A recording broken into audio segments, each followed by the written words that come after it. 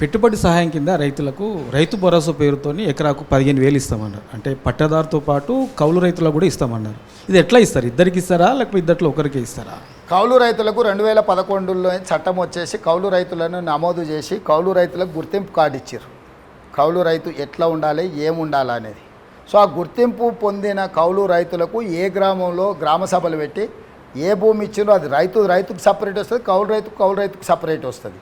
కౌలు రైతును గుర్తించడానికి కూడా ఒక విధానం ఉంది. ఆ కౌలు రైతు ఏ ఊరిలో ఏ భూమి సాగు చేస్తున్నాడో గ్రామ సభల ద్వారా నిర్ధారించుకొని వాళ్ళందరూ కూడా సహాయం అందిస్తాం. ఇప్పుడు నాకు 2 ఎకరాలు ఉందనుకోండి సార్, నేను సాగు చేయను, నేను కౌలుకి ఇస్తాను. అప్పుడు కౌలుదారుకి ఇస్తారా, నాకు ఇస్తారా? నీ భూమి యజమానికి వస్తుంది, కౌలు రైతుకు వస్తుంది. ఒకరికిచ్చి ఒకరికి ఎగ్గొట్టే విధానం లేదు. భూమి లేని ఉపాధి హామీ కూలీలకు కూడా సంవత్సరానికి 12,000 రూపాయలు ఇస్తామని చెప్పినాము.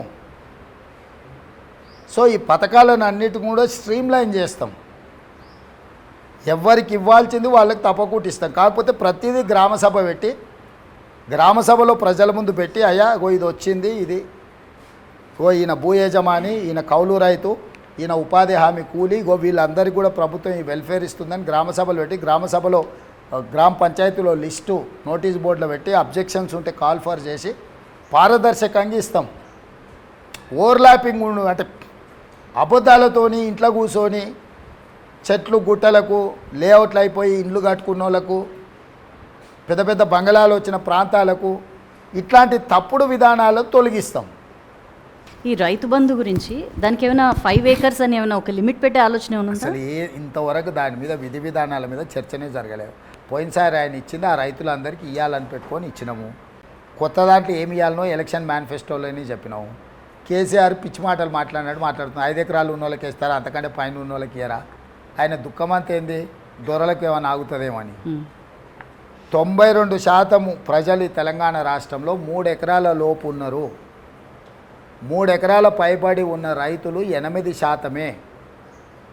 5 ఎకరాల లోపు ఉన్నోళ్ళు 64,75,000, మొత్తం 69 లక్షలు.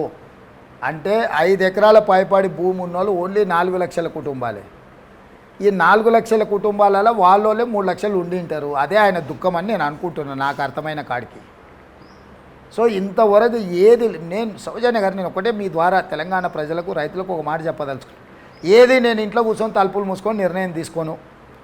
ఏదైనా సభలో చర్చకు పెడతా, ప్రతిపక్షాల అందరి నుంచి వింటా, నేను ప్రజల నుంచి కూడా అబ్జెక్షన్స్ కాల్ ఫర్ చేస్తాయా, మీరు ఏదైనా అభిప్రాయం ఉంటే లోపల పలానా దగ్గరకు పంపురి, మీ అభిప్రాయం ఏందో వింటాము అని. అందులో బెస్ట్ ప్రాక్టీస్ ఏది ఉందో అది అడాప్ట్ చేసుకుంటాం.